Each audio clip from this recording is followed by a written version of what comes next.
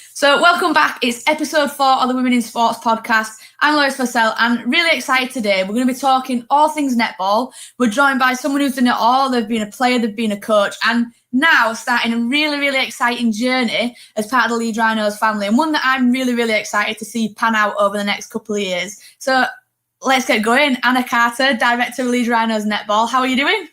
I'm good. Hello, everyone. Yeah, really good. Struggling with the whole isolation thing like everyone else. I'm not normally massively one for being house proud, but I've got a list of jobs to do, from skirting boards to light fittings and painting, and just something to get my teeth into. So, yeah, interesting. You're like me as well. I think every time I see you, it's kind of running in or out the office down at Kirkstall. You're always busy, if it's coaching or, whatever it is that's taking up your time. But I'm very much similar, of kind of looking around and thinking, well, I'm going to get it done now, because as soon normality will return and we'll have no time to do it. But I've not got it as hard as you. You're now a full-time teacher as well to 3 little ones, aren't you? Yeah, I am. I have to say, out of all of it, that's the hardest thing, because I've got a 9-year-old girl that takes it really seriously, wants her work to be neat and tidy, and a little bit of a perfectionist.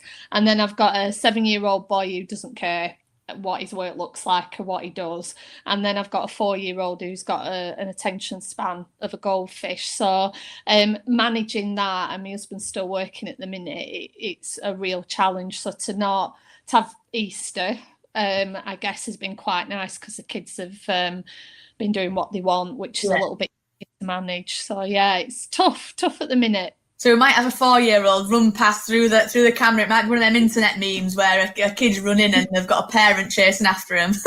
Yeah, it's normally the case, and complaining about his brother and sister, so that they're bullying him or they're mistreating him, or it's not fair. So yeah, be prepared for that one. I bet this quote has come out of all parents' voice at one point over this lockdown. I know it's not fair, but that's just life. Yeah, I've said that a few times. Funny. So I said before when we did the intro that you've had a great playing career and transitioned to coach. But first, just talk to me about your playing career. Like, how did you get into netball? Where did that take you? And what are some of the best memories that you've had? Gosh, yeah. I mean, it seems like a long time ago now, but I suppose with me, when I was at school, I was always what they would have called back then a bit of a tomboy. So I threw myself into absolutely every single sport. I fought against being a girly girl, never really kind of mixed in those circles. So netball, regarded back then as a real girl sport, I didn't really do. It was probably the only sport that I didn't get involved in. I did cricket, I did football. I was the only girl playing against the boys at lunchtime and that kind of thing. And then one of my friends said, "Why don't you come to netball practice?" And I was a bit like, "Oh, I don't know if it's for me." And she was like, "Oh, come on." So I went, and I have to say, I remember the first netball practice I went to, and I must have been about 10 or 11, and I remember everything about it. It's really strange how clear it felt, and I remember the teacher and everything. I just fell in love with it. And I did other things up to a good level. I ran for county, volleyball, kind of all the different sports, but I just had a love for netball straight away, and it's kind of never left me, really. And the friends that I've obviously accumulated over the years and everything. And I've been on quite a journey, because even though I played netball for England, I'd probably say that my fondest memories are with the clubs that I played for, and different things that I won with them, Whereas I felt, for me, England was always something that I put up there, as in I've got to achieve that. And if I don't achieve that, then I've not succeeded. Yeah. And I always worked really, really hard. And I was probably one of the fittest netballers, because you can control that. And the hardest thing that I found about netball and about a team sport is your selections very much dependent on the coach that you have and their opinion and how they see the style of play and everything else. Whereas I feel like going back to club, I was always achieving, because it was about that game. It wasn't necessarily about, a World Cup in 4 years' time or a Commonwealth Games ambition that defined you at that point. It was more about that day rocking up, and even though you had things in the season that you wanted to achieve, you kind of could get over it quicker, because the next thing to be involved in was the following Saturday, the following Sunday, and you won or lost and you had a good game or a bad game. Whereas if you didn't get selected for the Commonwealth Games, which I didn't at one crucial point, it was so hard to pick yourself up again and know that you've got to go through it all again. And you do, I mean, obviously, because it's what you want to do, but I did really, really struggle with it as I got older. So my fondest memories are winning things like national clubs as a player, Premier League titles in netball, and things like that. Really is kind of where my heart was at. So who did you win those? Who did you win those championships and those finals with? Which clubs were you playing at the time? So YWCA Bury. So I was over in the northwest originally. Yeah. Strong Lancashire accent still. So I played for YWCA Bury with Tracy Neville, who was the national squad coach, and Karen Atkinson, who coached Loughborough Lightning. So any netball fans out there will know those names. Karen Gregg, who coaches Manchester Thunder now. So we were kind of a really good group to come through, because we won everything. We all went on to play netball for England. I also played in the World Youth Cup as well with the current England coach Jess Thurby and, as I say, Karen Gregg. So it was a really nice time to come through the Northwest system, because there were people that went on and kind of coached at a high level.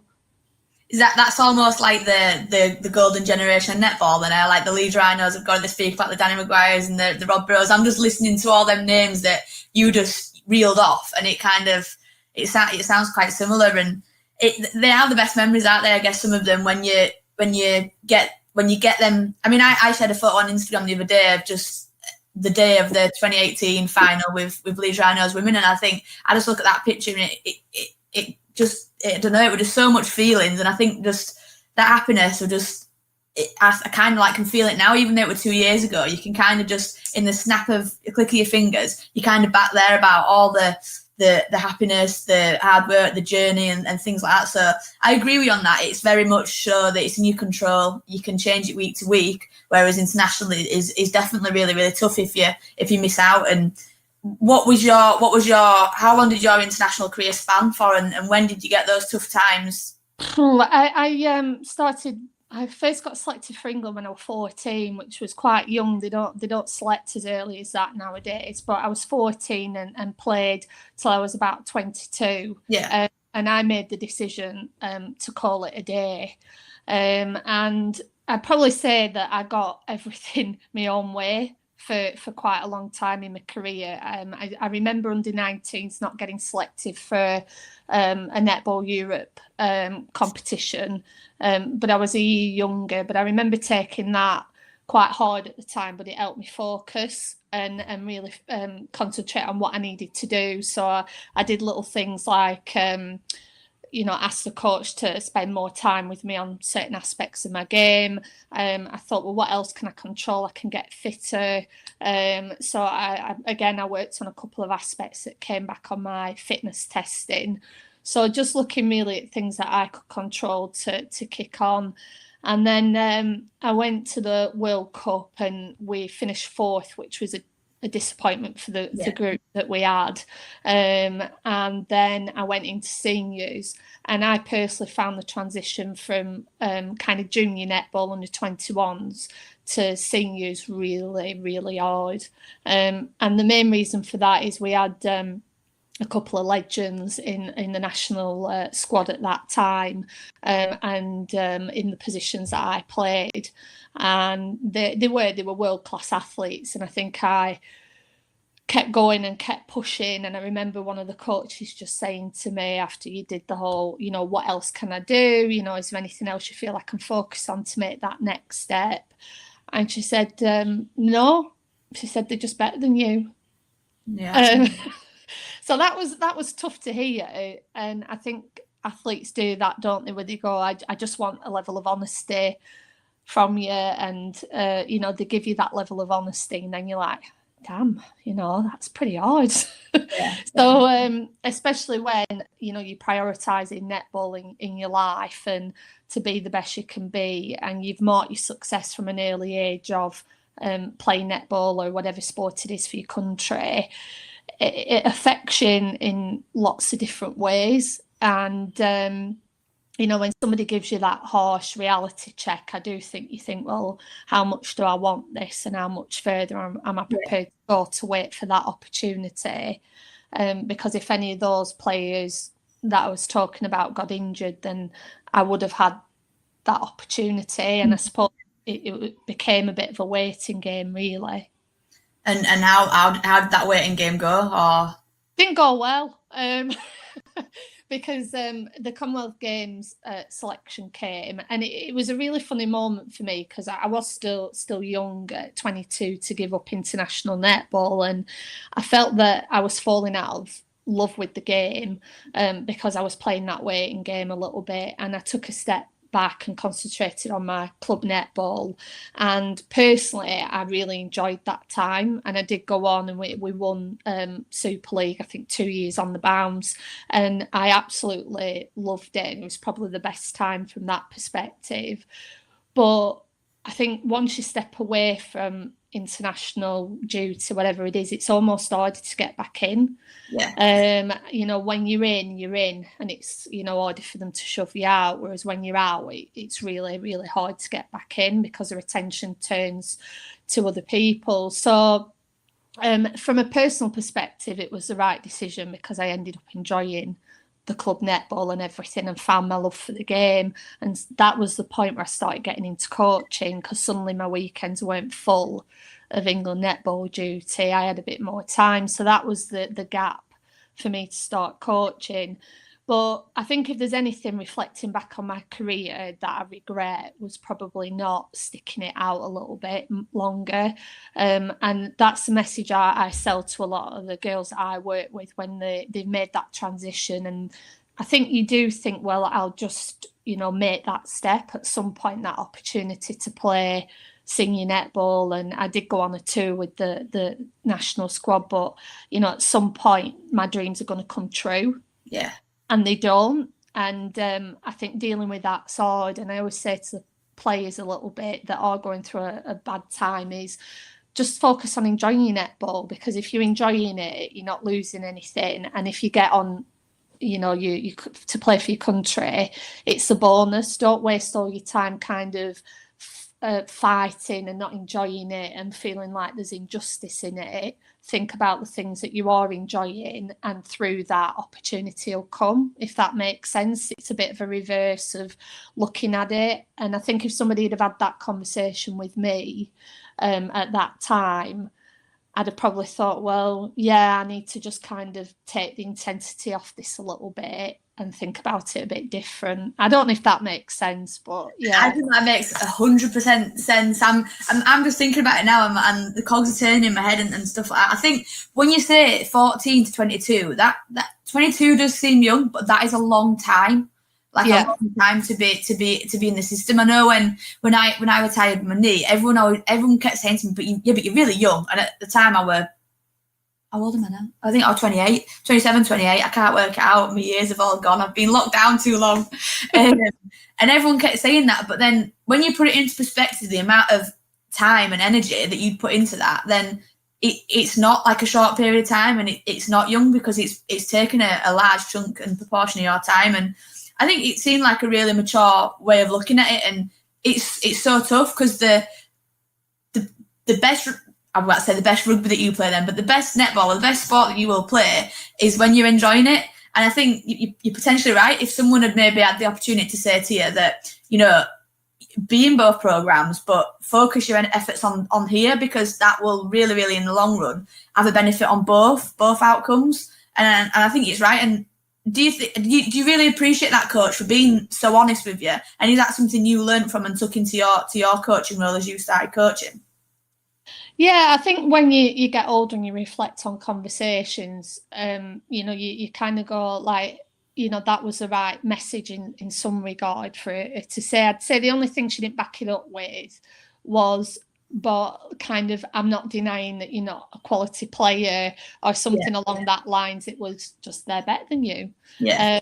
And, but I need some kind of refocus that I was valued. And I think that was the bit for me when I went into the senior squad that I got, that I didn't feel, and not that you have to go around all the time giving players a pat on the back, but I do think when you're not making the starting seven or you're not continuously selected in a squad, I think getting the players to feel valued is absolutely massive.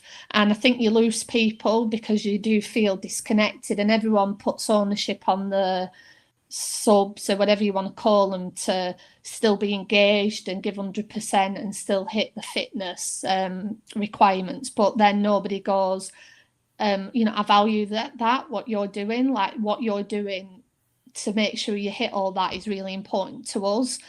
And I remember, I think this was another turning point for me. I got picked for my first tour to Australia and New Zealand with the national squad, and it was massive. My family were really, really proud of me and all that carry on. I was proud of myself. I thought I'd made it, and we went on tour and we were playing against New Zealand in a 3-test match, and they brought 14, and at that point for a squad you could only select 12, so 2 were there really as a bit of experience to get on the tour. And there were me, who were one of the youngest in the group, and another girl. And the coach did a team meeting and said, in your break now for the next 2 hours, I'm going to come round to a couple of people's rooms and let them know they're not in the squad. I'm not going to make a big announcement now. So anyway, the kind of rest period had been and gone, and nobody had come to my door. So I thought, flipping heck, I've been selected in the 12 for, the first my first ever test series against New Zealand, who were number 2 at the time in the world. So this is massive. So I phoned my parents up, as you do, like, I can't believe this. I made it into the 12. And so I went down to the physio's room to get ankle strap ready for the game. And she said, what are you doing here? I said, well, I've come to get strapped, for the game. She went, Anna, I hate to tell you this, but you've not been selected. And so this was the physio, and my emotions took over a bit now again, which I regret. And I went to the coach's room and I said, I'm a bit confused. I've gone to get strapped, yet the physio's told me that I'm not in the 12. And she went, no, you're not. And I went, well, I'm sorry, but that's, nobody's come and told me that. And and she said, well, I wanted you to go through the match day experience. And I thought, well, I'm not going through the match day experience. So anyway, we went to the venue. Me and this other girl had to get dressed. We had to warm up on the court, and then when the team had finished warming up and were getting ready for match prep, we had to go into the stand with a kit on and sit down. And it was just the most strange situation I'd ever been in. Yeah. And I think it's stuff like that when you look back in your career and you're a coach and you go, what am I trying to get out of this? If I'm trying to get subs to feel the match day experience, then why don't I just tell them that? I think the hardest thing for players is when things come at a shock. When you're not selected, yet you've played starting 7 all year, and then that one game start with you, and there's no kind of inclination from them that things may change, or we're going to try a different style in that game and try and talk you through it. I always think decisions coaches make sometimes where they haven't included the athletes in the decision really rock the world, and that's something as a coach I've avoided a little bit, is sending messages to players and it being a massive shock that they didn't see that coming. Yeah, and I think that's the thing, isn't it? It's like, I'm listening to that and I'm going through the emotions I can imagine that you will have gone through as a player, because it's elite sport at the end of the day, and the one thing that we all know is that not everyone can be happy. And as a coach, the hardest thing I mean, Chev Walker said to me the other day, he walked into the office, and you'll have had loads of conversations with Chev, and it's just popped into my head now, and he went, "Have you become an idiot yet?" And I went, "What do you mean?" We didn't actually use them words, but I can't swear on it. And I went, "What do you mean?" And he went, "You're a coach now. You are one, because at some point you're going to tell someone something that they don't like, and that's it." But I think that, by the sounds of it, like, you've really learned that. And at the time, it just seemed like it rocked your world, and it's the most negative thing that can happen. But like, for me, sitting back and listening, it sounds like it's actually been quite a positive thing for you to go through those feelings, because if you didn't have them, you certainly wouldn't have been the coach that you are today, and you wouldn't be on the journey that you are. So I think it's that hidden message again, isn't it, of that kind of everything does happen for a reason. And at the times you just think that there can't be anything that I'm learning from this, because as a young girl, you'd have just been thinking, this is crap. Like, I aren't going to learn anything from this. It's just horrible. But I definitely agree that needs to be a conversation that you had. I mean, I've been dropped the 2013 World Cup. We had the first opening game against Australia. It was a home World Cup, and I thought I was in the best position I could be to play in that World Cup, and I was the best version of myself. You know, you've trained so hard. I remember the coach, Chris Chapman, sitting me down, and he was saying to me that I've not picked you. And at the time, I was kind of thinking of, well, what are they doing that's better than what I can do? And I believed in myself, which so it was really, really tough to take. And it weren't arrogance. It was just, I had some confidence about what I could do. But I respected the fact that he was honest with me, and he told me exactly what he wanted from me. And the fact that he'd been honest with me that I wasn't where he wanted me to be. And I think, looking back on it now, it's probably the best thing that happened, because it really pushed me on to prove him wrong more than anything, and to prove anyone else wrong who thought that of me. And that probably quite a powerful turning point for me.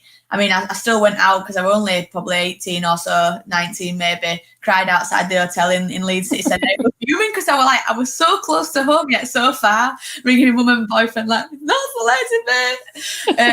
But it did teach me something, and I think that honesty was something that I massively respected. And this is like probably something I'm quite interested with you now, is you've had a brilliant coaching career with both Yorkshire Jets, had some of their most successful years under your head coaching, and Loughborough Lightning. So what are the things that you what were the transition like for you as a player to a coach? Did you have much time in between that transition or not?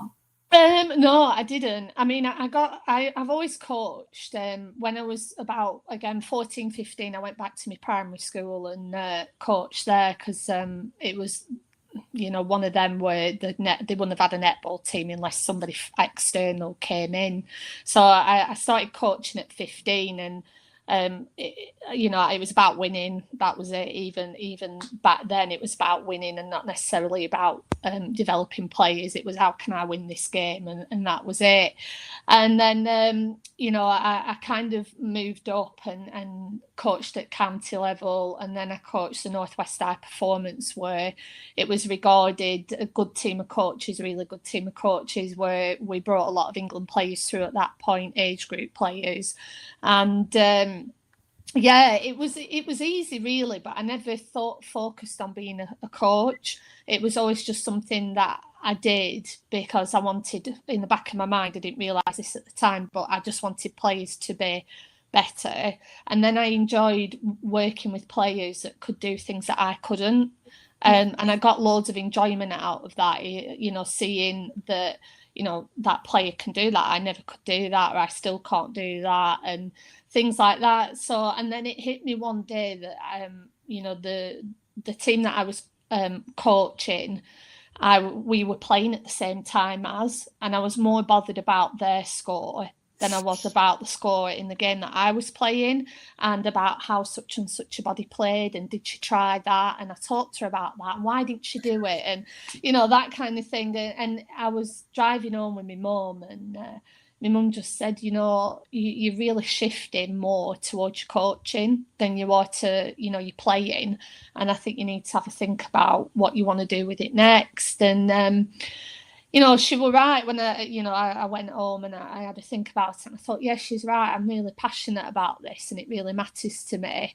And I wanted to be a PE teacher. And then I went into certain situations where, not everybody loves the sport as much as you do, and whereas as a coach you've already got a hook in, like the players are already hooked on the sport, honest in that love that they've got and that enjoy the game. So, you know, as a PE teacher, it's really, really different. So I thought, yeah, I want to be, and I want to, you know, do my bit and bring individuals through and win some stuff. And so I started coaching schools, junior clubs, and then got into seniors. And you know, I was harsh. I was really, really harsh at first, really strict. And some of the stories now that the girls have started coaching with, Natalie Aythorne-Thwaite being one of them, who's the England Roses coach, I think, oh my God, why did they ever come back? Because I was so harsh with them. And that's, again, something you develop is as a coach, you know, you find your own way. I think you lead in with how your influences have been, and then you see other people coach and you kind of find your own way.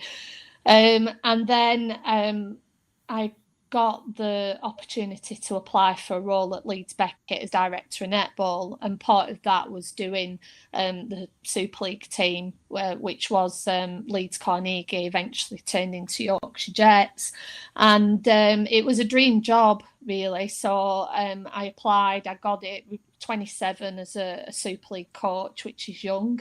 And I thought it'd be easy. I thought going from player to coaching would be easy. And then I ended up coaching, which you'll know with this, I ended up coaching some of my friends. And that was a challenge. But I always had respect, which I know you have with the girls you work with, and that's massive.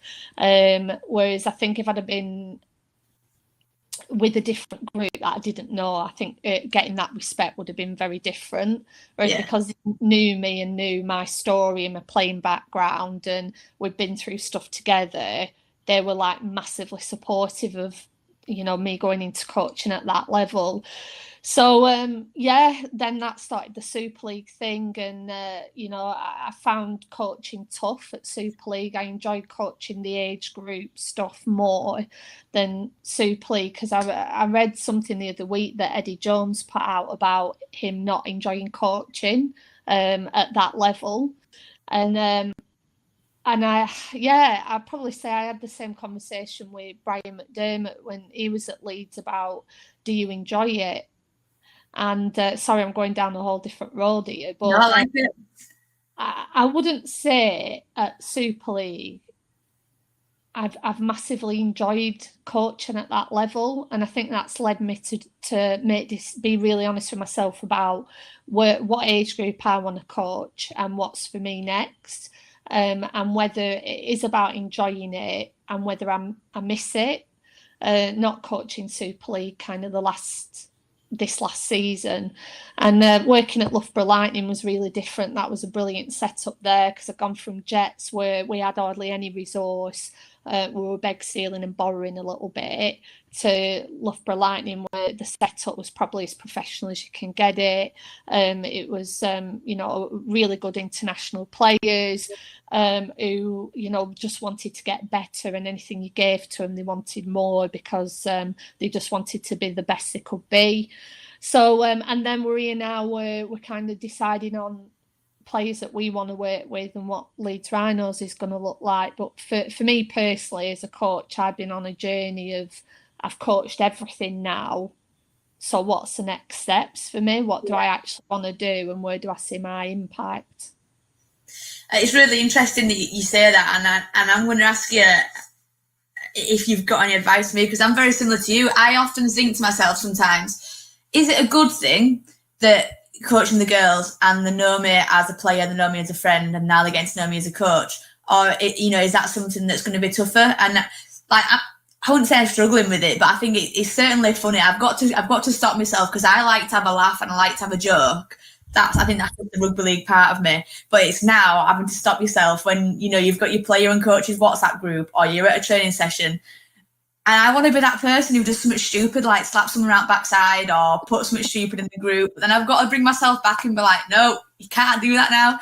So I'm going through that journey myself as well, and I think I'm doing all right. I've not done any of those things I've mentioned. They've stayed in my head and they've not materialised. But what's the biggest bit of advice that you'd give to me from the journey that you took? I think my advice would be, I I took it, not that I'm saying anyone didn't take it seriously, but I didn't go out with the players. And if I did, I stayed for one. And then when I made it clear that I was, the head coach, the kind of boss. And yeah, I'd say that was the thing, is that I had to separate myself in just the way generally I conducted myself. Like I said, the not going out thing. I could still crack a joke, but I'm not that person anyway. I'm not the massive kind of overly friendly person. I've got an assistant coach who's Maggie Birkinshaw, who's very loud, very fun. She brings all that kind of energy.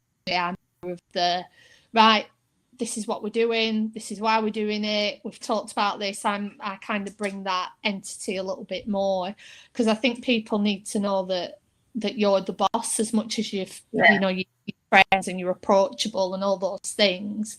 There was always a line that the girls knew wasn't being crossed, and I think it's hard to maintain friendships when there becomes that, I suppose. Yeah, it does. So if you find a way to do it, will you let me know? If I find a way to do it, I'll write a book. Everyone will be asking that question. Hey, it's early doors. I've been in the job a couple of months, but it is good listening to that sort of journey that you've been on, and seeing the success that you've had. And we've spoke about your journey as a player and how that shaped a lot of things that you're doing now in life, and that were really, really interesting. And then the Loughborough Lightning, Yorkshire Jets, and now I was thinking about this because obviously I asked you if you do the podcast with me because I know how hard you've worked over the past sort of 2 or 3 years. And when I started thinking about it more and more, there's so many similarities between what you're doing now with Leeds Rhinos netball and the Leeds Rhinos women's team. And I just think how exciting. So just basically give you a bit of time to talk about what's happening now with Leeds Rhinos women's netball and how big are the next couple of years going to be? I think it's massively exciting. I mean, when excuse me, Yorkshire Jets disbanded and was no more, obviously we were all heartbroken, because even though it was built mainly on volunteers and things like that, that is netball. We've never known any other way. So there was obviously some things that we could have done better. We took learnings from that and will into Rhinos. But, we started to think about what might be the next steps and how we could get into back in Super League. We already had a relationship with the Leeds Rhinos Foundation. They'd supported us last year, so we'd already got a relationship with the club. We'd had a couple of informal chats with Gary, around the Leeds Sports Award. They mix us up, so we're already kind of getting a relationship there. And Brian had invited me down to watch the first team train and stuff, just more for my development really. And I thought, my God, this is pretty amazing what they do here. Just and then you start taking an interest in kind of the marketing and the bigger picture stuff that we didn't have at Jets. So I was sold on the setup on field that they offered the boys, and how professional that is, and the conversations that we're having there. And then started taking note about, as I've said, the other stuff that we couldn't have, the marketing, the kind of look and feel of the club, the messages that they're sending out, the fact that they're so prominent in the community was really important to us, particularly when we're dealing with a lot of volunteers as well. And just the values in general from the club to the foundation. So we started off, a couple of us kind of pitching to Gary, although it was more an informal chat around, do you feel that netball would sit in the club? And, we would be really, really keen to make steps into getting a Super League franchise again. And how do you feel? And so Gary just said, well, let's put some netball activity out there. And let's see what happens. And the first year we ran hubs and everything else. We weren't accredited by England Netball at that point. We were kind of more of a standalone business, but we needed to start somewhere. And the take on that was huge. We had a few hundred girls already signed up to that. And then the second year we applied for the performance pathway. So we have a contract with England Netball to run the performance side of it for the age group. So we got that, and Yorkshire Netball were very supportive in that application as well, I should say. And then the following year we went for NSL and got awarded it for 2021. So it's been really hard because we've had to keep going for the accreditation and to get in NSL. So even though to people it seemed like a really quick journey, to us we've had, little bits of spice each time. We got the player pathway and then we got the NSL, but it's not that year, it's the year after. And then of course now we've got the kind of coronavirus and everything else contend with leading into entry. But I think for us, what Rhinos has given us as a sport, and seeing you guys as well and how well supported you've been, is I think that's just confirmed what we already knew. The support that you lot have had is that how professional they are, how when they say they're going to do something, they do it well. And, it is a family, and I know every organisation says that, but at Leeds Rhinos it is true. Everybody supports one another. When the World Cup run, Netball World Cup, some of the first team players had been to watch the World Cup, and I was like, why have you been there? And so with some of them, the cousins played or whatever, some of the New Zealanders, and they'd also played netball because it's quite popular in mixed terms in Australia and New Zealand. So I think for us it was about professionalising the game, taking netball in a direction that changed it, and that everybody looked to us as that model to want to work towards nationally and internationally at some point. And I think that kind of cross-code and that sharing of ideas and support is quite common now. But in netball, we've probably got a couple of teams that have linked with rugby teams, and they're just standalone. They're not really embraced by the club. Whereas I have to say, from day one, we have been embraced in the club, and people have been really interested about what we're doing and how we're doing it. I mean, you alone, Lois, we've had many conversations about, what the benefits are of being part of Leeds Rhinos and how we can improve what each other's doing. And, so it is a great environment to work in. Definitely. And I'm going to speak to you about the youth development stuff and some of the conversations we've had, but just while you mentioned it, I don't want to give it too much airtime, the C word, Corona. What has that meant for the Women's Super League at the moment, and your plans as well at Leeds Rhinos Netball? Yeah, so the NSL have took a pause, obviously, and they're reviewing it. I think there's kind of two decisions that they've narrowed it down to. One is that some type of competition gets played before the end of July if it's allowed, or the other one is that the season will just pick up again next year, and no further domestic netball will be played this year other than Fast 5. And there's a couple of risks, I think, with the second one, that netball's massively on the rise at the moment. We had a sellout opening weekend of 10,000 people plus good viewers on TV. So netball's in a really good place, and I think to starve the netball advocates out there and massive netball fans till next February of domestic netball, I think it could hurt us. But equally there's complications around contracts, and but again, netball's big thing is a lot of the girls aren't playing because it's going to pay their mortgage, or they're going to retire rich off it. They're still playing netball because they've got a love of the game.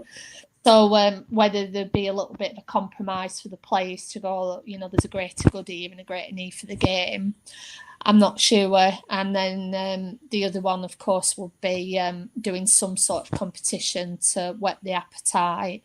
But because none of us know when all this is going to be lifted, then it's really difficult to plan for a competition when you don't know, when we're going to see the light of day again.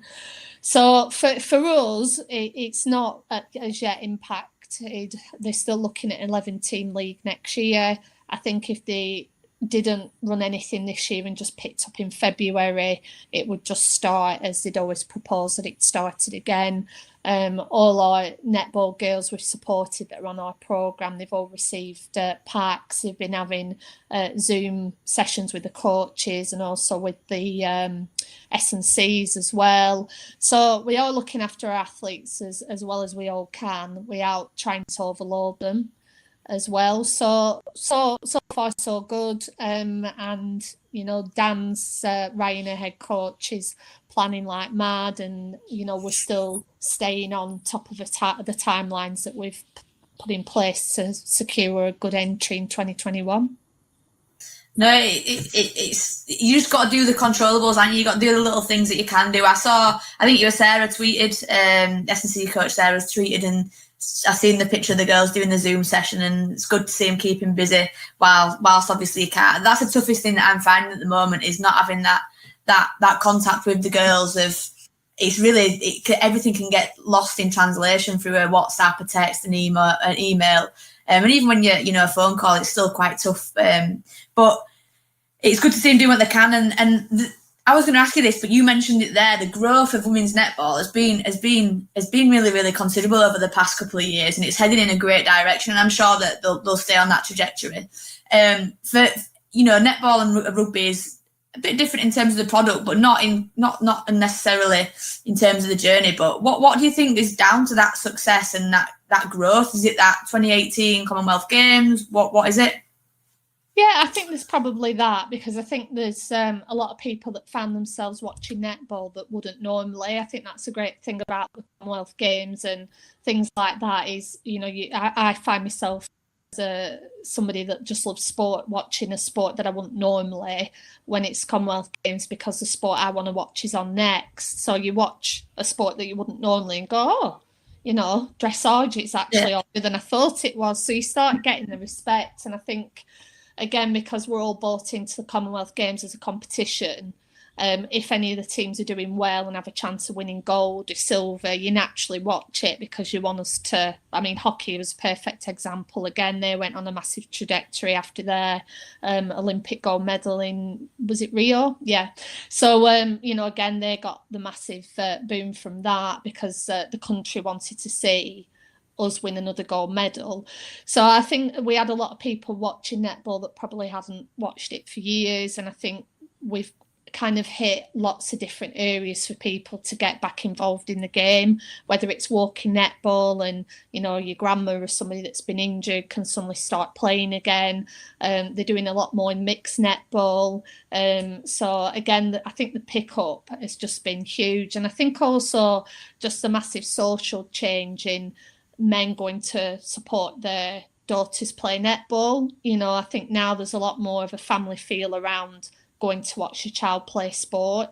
It's not mum takes daughter to netball and dad takes son to football. There's a lot more kind of understanding that you just want to support your kid in whatever sport they do, and whether they're a boy or a girl. And then I think the respect to the sport then builds up, and the fact that it's on telly now, well, usually through the season on Sky, and people have a lot more access to it. I think they're kind of the main contributors really to it. Definitely, I'd agree. I think that the women's grand final last year, being able to tell the girls in the school that it's going to be on TV live on Sky Sports were like a massive pinch yourself moment of, we're heading in a great direction here, and hopefully we can be similar to the netball, and we've got a home World Cup next year, and I think that's going to be a massive opportunity. I'm really excited about seeing what at the foundation and at Leeds Rhinos Women we can capitalise on. So fingers crossed, and hopefully that'll be a really, really good one. And speaking about schools, I know you said that you really enjoyed the development coaching and things like that. It obviously was a massive blow for you, having that passion, and I think that's the word that I would sort of like use and associate with you, Anna, when I listen to you and I watch you working and everything that you're doing, is you're so passionate about it. When Yorkshire Jets disbanded, was that obviously a massive blow for you, for not just you as an individual, but you kind of thinking, what about all those girls that live in this area, Yorkshire, like Leeds, wider West Yorkshire? They're not going to have an opportunity to actually be on a pathway, and it's kind of a bit similar to me, that when I worked for the foundation, and I used to say to them, you can go play rugby and they go to me, who do you play for? And I go, Bradford Bulls. It kind of don't make sense. You kind of feel like you're on a journey now that makes sense, and that makes it even more exciting. Yeah, I think there is that, and I think the players and the netball community have just been excited about the journey. And right from the get-go, we've wanted to make this journey about the people of Yorkshire and the netballing family, is that they all felt part of the building to Super League.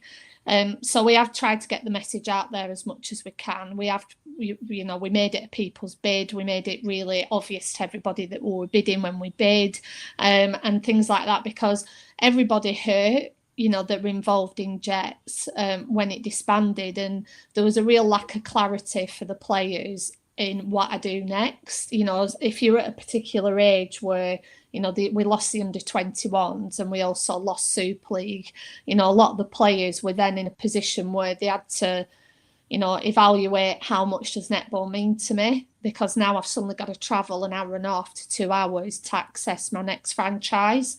Whereas, and you had to have the support around you as well to be able to make that journey. So you had to have mum, dad, nana, whatever, who were really supportive in driving you, on a 3-hour round trip, if the traffic was good, to Loughborough, to Manchester, to the northeast, for you to be able to make those next steps.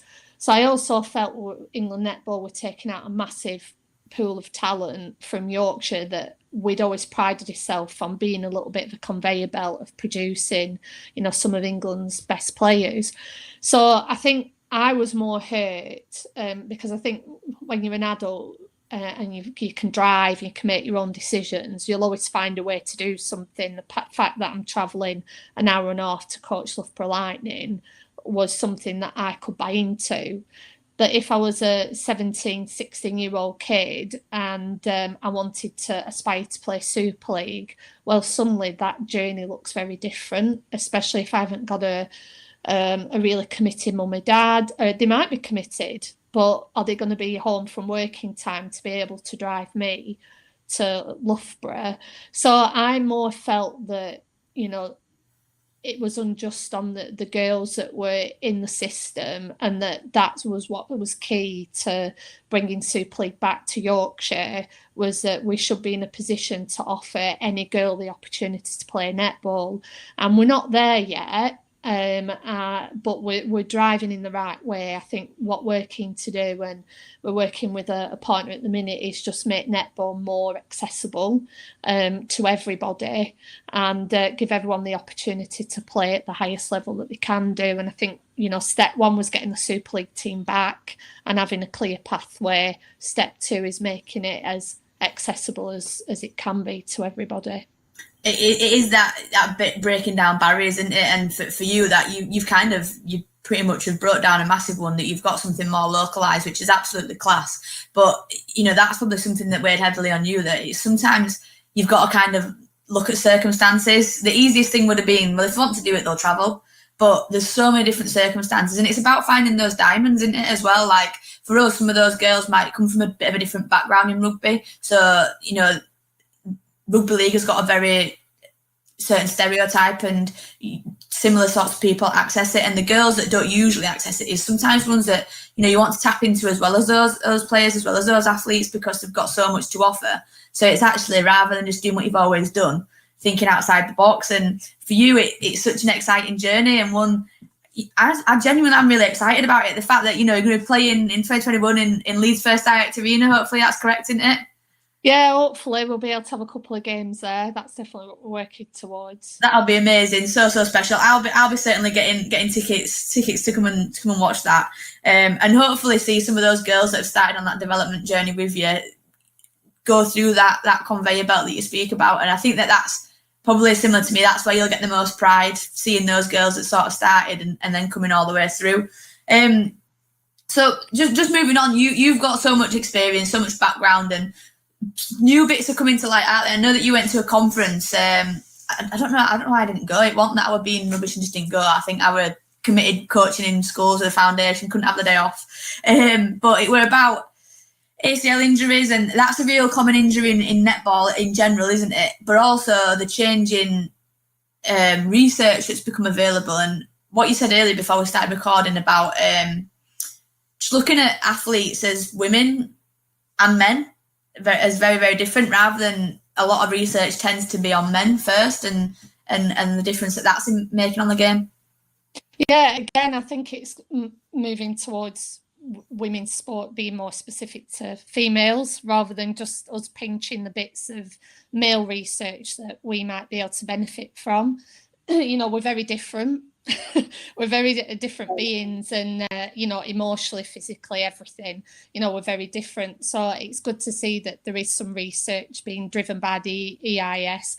I'm forgetting the name of the project off the top of my head, but the woman that spoke was absolutely fantastic, and she went into detail about the menstrual cycle and how that would affect an athlete, and when they're more prone to have an ACL injury, when you should be loading your weights based on your menstrual cycle, and when you should be deloading, when you might feel a little bit ropey, what the consequences are of that.